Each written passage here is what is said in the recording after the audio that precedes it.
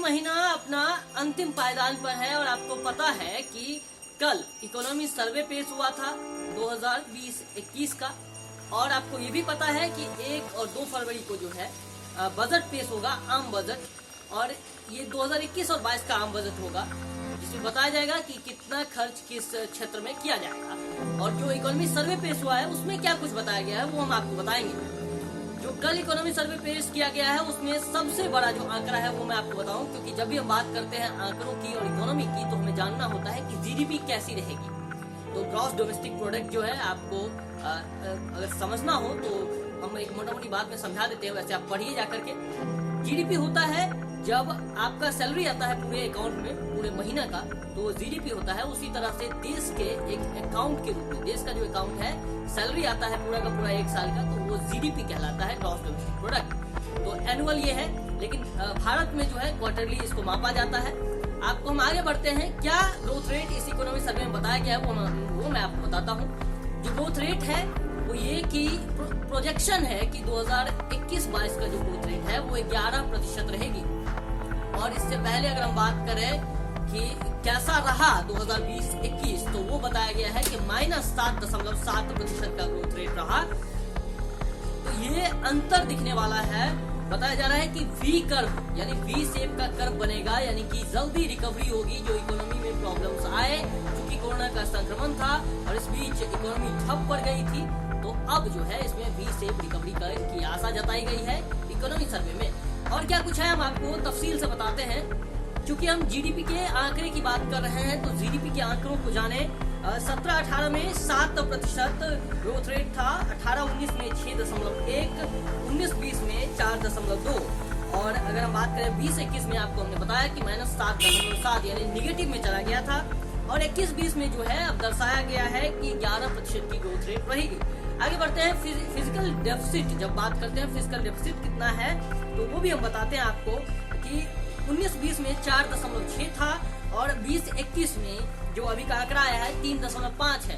कोशिश की जा रही है कि इसको और नीचे रखा जाए, चूंकि फिजिकल डेफिसिट जितना कम होगा उतना अच्छा होगा, तो इसीलिए 3.5, 2.6 नीचे रखने की कोशिश की जाएगी।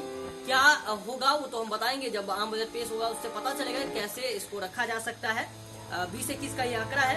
अगर हम पीछे चले तो 18-19 में जो आंकड़े थे वो 3.4 थे, और अगर हम 17-18 की बात करें तो 3.5 थे।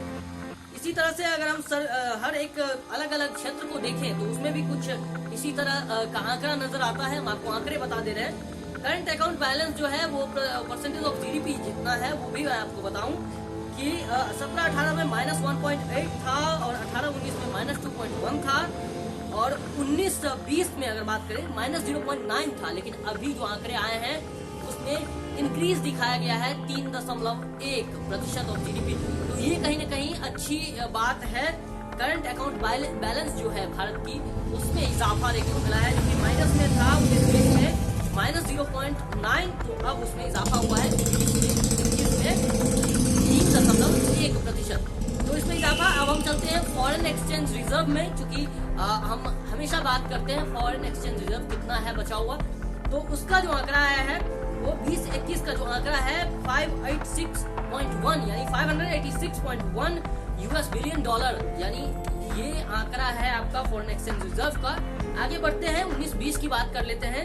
क्योंकि 20-21 मैंने बताया है, अभी जो इकोनॉमी सर्वे आया है इससे पीछे जो 3 साल है उसका भी आंकड़ा मैं आपको बता दूं कि 17 से 18 का अगर हम आंकड़ा देखें तो 424.4 बिलियन डॉलर, 18 से 19 में 411.9 बिलियन डॉलर, साथ ही 19-20 में 475.6 बिलियन डॉलर, यानी कि इजाफा हुआ है। जो 19-20 में था 475.6, उससे बढ़कर 20-21 में 586.1 हो गया है। तो ये इंक्रीज हुआ है फॉरेन एक्सचेंज रिजर्व में। आगे बढ़ते हैं और हम 3 जो मेन सेक्टर्स की बात करते हैं, क्षेत्रों की बात करते हैं, जब भी इकोनॉमी को मापना होता है तो उसकी बात करेंगे।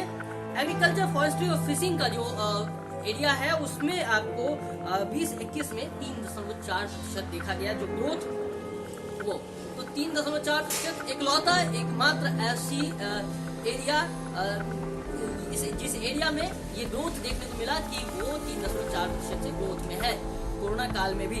पीछे चलते हैं तो 19-20 में 4% का ग्रोथ रेट रहा, और 18-19 में 2.4 और 17-18 में 5.9 का।